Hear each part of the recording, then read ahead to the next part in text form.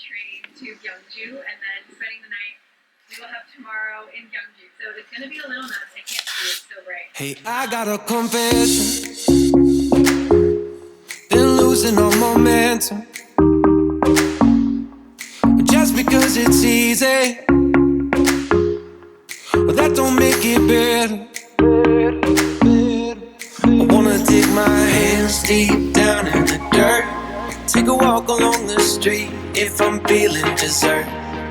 All of this convenience just doesn't work for me. I wanna play with fire, let me get hurt. Can we take it back to 95? Before we had this drama in our lives, just staring at the screen every day and night. I miss the rush of living in real life. Go get your DeLorean. Oh, I miss the summers with you and never swipe left to right. Ah, it's not really Horrible. I'm sorry, but I am on chapter 8 on this book, and I'm in love with it. Like, the writing that Lisa Score, the author, it's just incredible. Like, I don't know, like, I'm getting giggles by, like, Knox, the way he describes Naomi, and and I love, like, how every chapter it tells you, like, whose point of view it is. And I don't know, and I'm only on chapter 8, and I don't know, I'm getting all giddy. And, like, I picture Knox when Naomi describes him as, like, some Viking, and all I see is Chris Hemsworth. His Thor outfit. Like, I don't know. Like, I'm really intrigued by the book. And, so yeah, that's my update right now. I have to stop because I have a work meeting to attend to, and I'll continue probably most likely reading during my lunch break. All right, that's my reading update. I'll check that back in with you guys in a bit. So it's been a few days since I started this reading vlog. It's just been a lot of crazy stuff happening in my personal life right now, professionally anyways, but I'm almost done with the book, and honestly I could have finished it in one day if my head was in the right space to finish it, but I should finish it tonight. And so far I love Naomi and Knox together, and I love their little banter. I just do not like the smut scenes. It's a little too much for me personally, but I know a lot of people love it, that stuff, but for me it's a little bit too much. But I love their chemistry together. So I think I'm starting to get into, like, since I'm like at the end, like I'm at 3/4 of the way through, yeah, I'm excited to finish it, and then I'll give my final thoughts once I finish it. And then, yeah, like, I apologize. Like, there's just a lot of stuff going on professionally, which I will talk about, probably not right now, but in another future vlog. I am taking, like, a quick coffee break. I'm gonna read a little bit, and then finish a project that I'm working on for work, because the due date is tomorrow, and I told her I was gonna finish it at the latest tomorrow morning, or I might end up finishing it early tomorrow, since I do start early in the morning. But yeah, I will check back in with you guys hopefully tonight to talk about me finishing this book, because it's a really good book, and you know, it's just sometimes life prevents me from finishing a book even though I want to. But yeah, I'll get back with you guys later. I just finished the part where Knox broke up with her. That idiot. I wanted to cry. Like, I felt Naomi's pain and shock.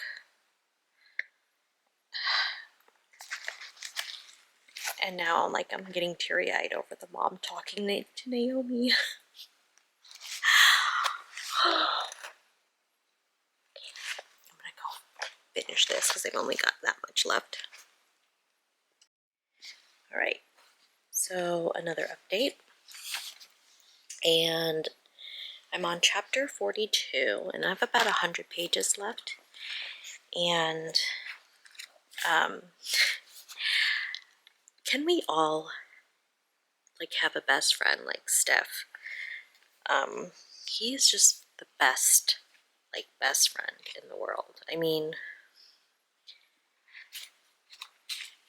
you know, every girl should have a gay best friend like Steph, or anybody actually like Steph. But right now I'm just hoping that Knox and Naomi stop being stupid and just end up together because they're perfect. So we'll see how it ends. And I love the dynamic between Waylay and Naomi. It reminds me of their relationship, kind of reminds me of Lorelai and Rory from the Gilmore Girls, even though they're not really mother and daughter. They're like aunt and niece, but it's just the relationship dynamic there. And I'm scared because, you know, usually in the end of books like this is when big drama happens. So I'm hoping the only drama was that breakup.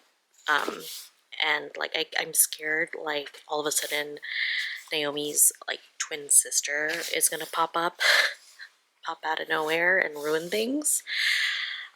We don't know who's breaking in, who broke into Naomi's house yet or anything like that. So I don't know, I'm excited to see. So I will check back with you guys when I finish it.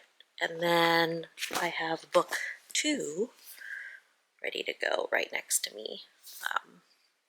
So what's funny is that I didn't realize my nails were going to match the book, so maybe I should change my nails to match the second book. I don't know. But anyways, I will check back with you guys and give you my final thoughts on the first book of the series. And yeah, so see you guys then. Hey, I got a confession. Been losing all momentum. Just because it's easy, but that don't make it better. I wanna dig my hands deep down in the dirt. Take a walk along the street if I'm feeling dessert. All of this convenience just doesn't work for me. I wanna play with fire, let me get hurt. Can we take it back to 95? So I'm checking in, reading, okay, and I'm in the part where Steph and Lena are at the gym with Mrs. Tweedy. You know, she's like a 70-year-old woman, and you know, they're going to a fitness class, and they're thinking, oh, we can handle this, you know, what can these old people do? And they're having such a rough time. And then of course, who walks in but both of their crushes. So Steph is in love with Jeremiah, and then of course the two main love focus on this book is Lena and Nash, and of course Nash walks into working out, and they're all we gotta work out sexy.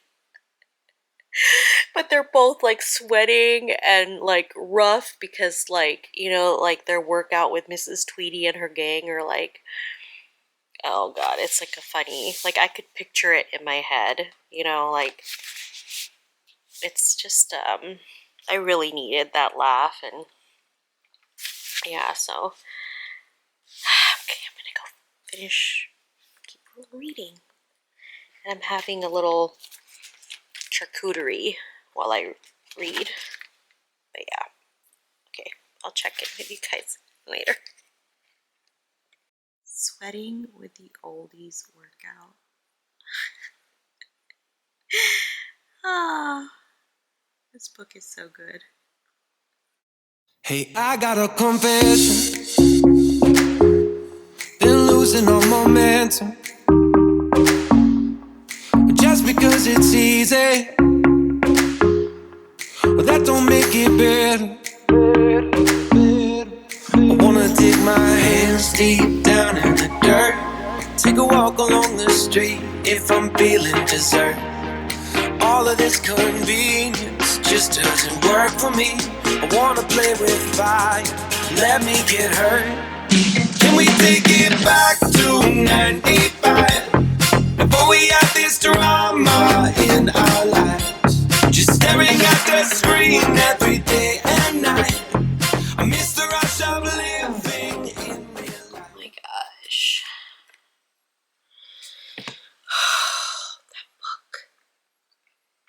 That book.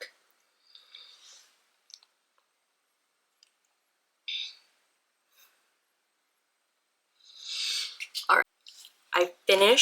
I just finished Things We Hide from the Light, which is the second book of the Knockemout series. I just finished it over my lunch break, and I was like, okay, I'm gonna have to just turn on my camera and talk to you guys about it, because I am doing a reading vlog for both of these. And my final thoughts for both books. Okay, first, second book, 5 stars.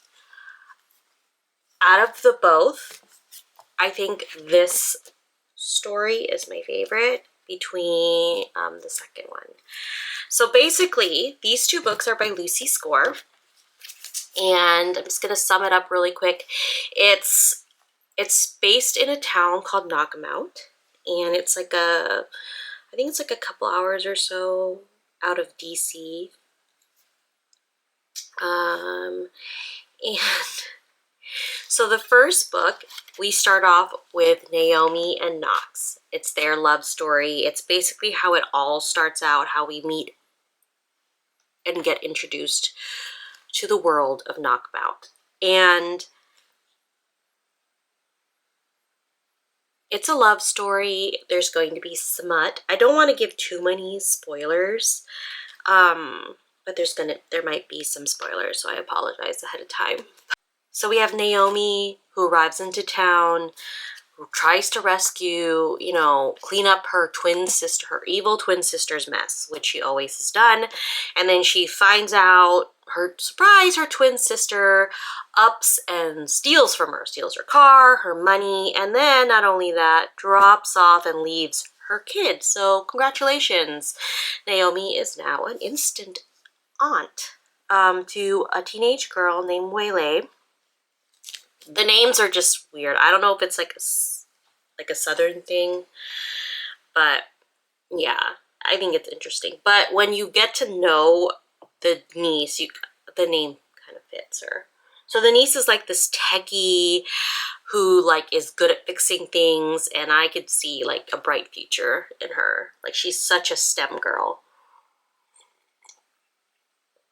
which I think like if I had more encouraging parents, I probably would have ended up like a STEM girl too.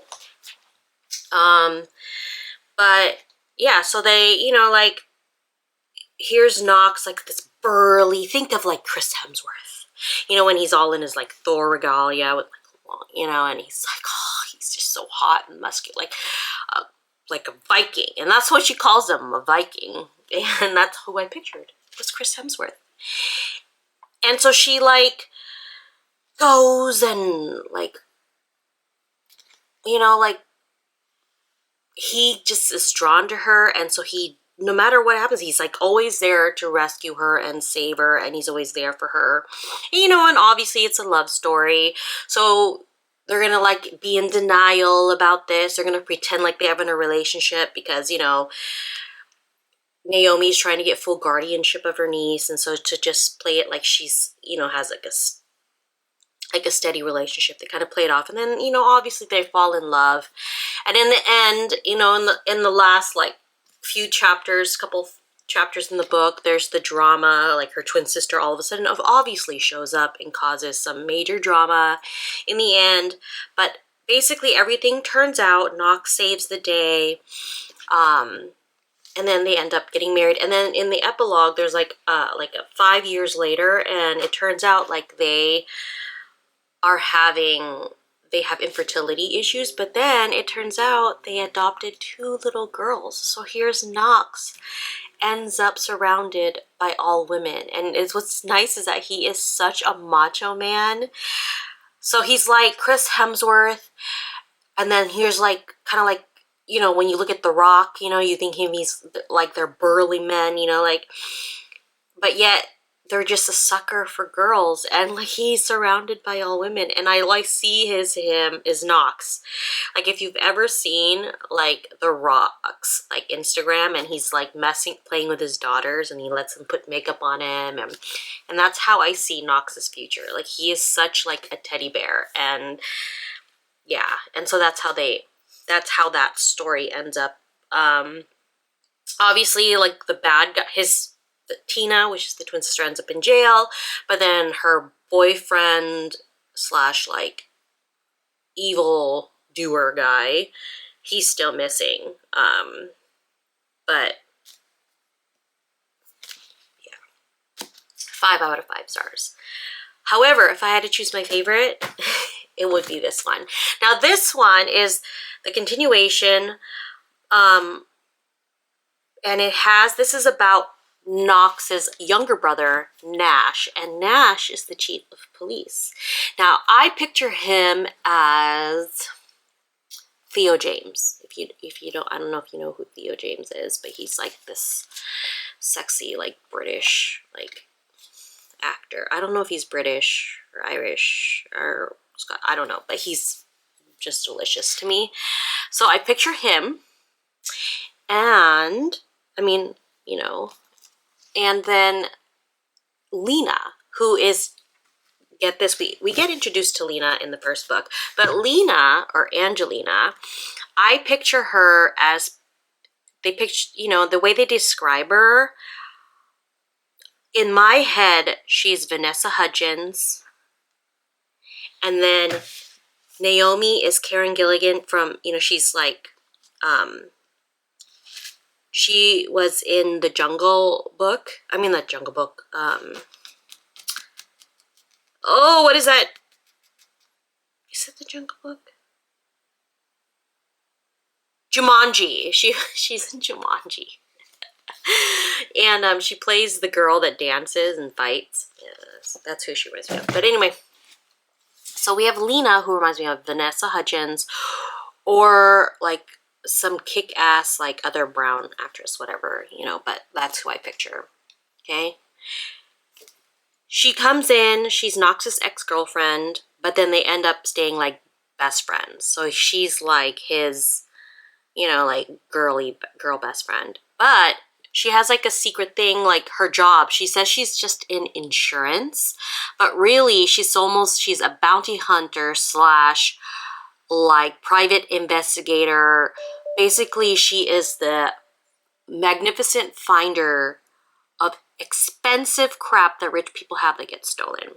So basically, she ends up in Knockemout because her clients had like a very expensive 1948 Porsche. It's worth like $2 million or something like that. And so she is in the process of finding it, and it leads her to Knockemout, and it leads basically the main guy that steals the car. It was the bad guy in the first book, which, you know, Naomi's twin sister, boyfriend, basically. So that's how she ends up in Knockemout. And in the end, she also helps the investigation, and that she basically gets in the way, and in the ending, and Knox's younger brother Nash gets shot. And then that's how they kind of get involved. And then, so here's Lena and Knox. Their energies get pulled together. And Nash is suffering from PTSD. He's like in this depressive state. He doesn't remember how he was shot, because he was shot first on the side of the road for a routine traffic stop in the first book. And then I think he was shot again in the end trying to rescue Waylay and Naomi, who, you know, because the incident, I don't want to give too much about the action in this one, but he basically, you know, is there and he gets shot rescuing them. And so he suffers from PTSD.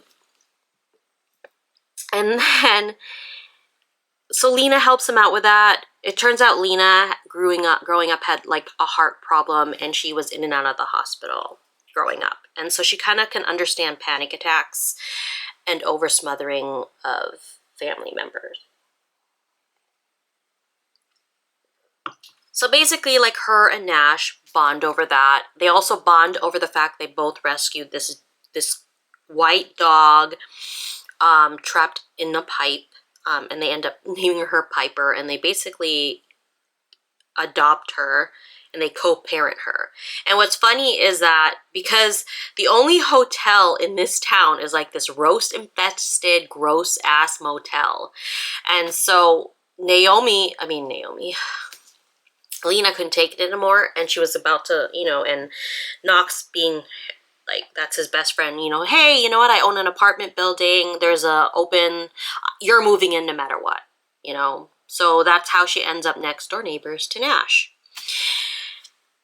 And then, you know, basically they fall in love. Obviously, they're both like, Nash is more like open and open to the relationship. He feels like she is what he needs to recover, because they sleep together. No hanky-panky, just sleep together, and he woke up energized and better. Like, you know, like he realizes he needs this girl. Lena realizes also she needs him, but then, you know, you kind of deny because she's a very independent woman. She's used to being independent, not, you know, like just doing things her way, not being caged in because of how she grew up. Like, she grew up with her parents being overwhelming because of her heart condition, and you know, she was trying to fight that. But then in the end, she resists that, and then she ends up opening her heart, and they fall in love. And, you know, and then in the 5 years future, whatever epilogue in the end, they end up with twins. I just love how they ended up together. Their relationship, I find, I was very, very, like, giggly about it. Like, I was giggly in the first one when Knox describes Naomi, because every chapter is either going to be like the girl's perspective or the male's perspective.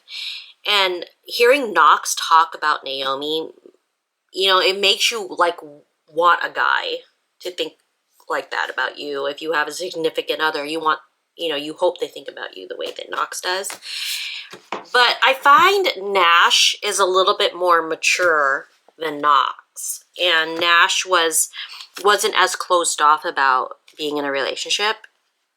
And I don't know, this seemed a little bit more,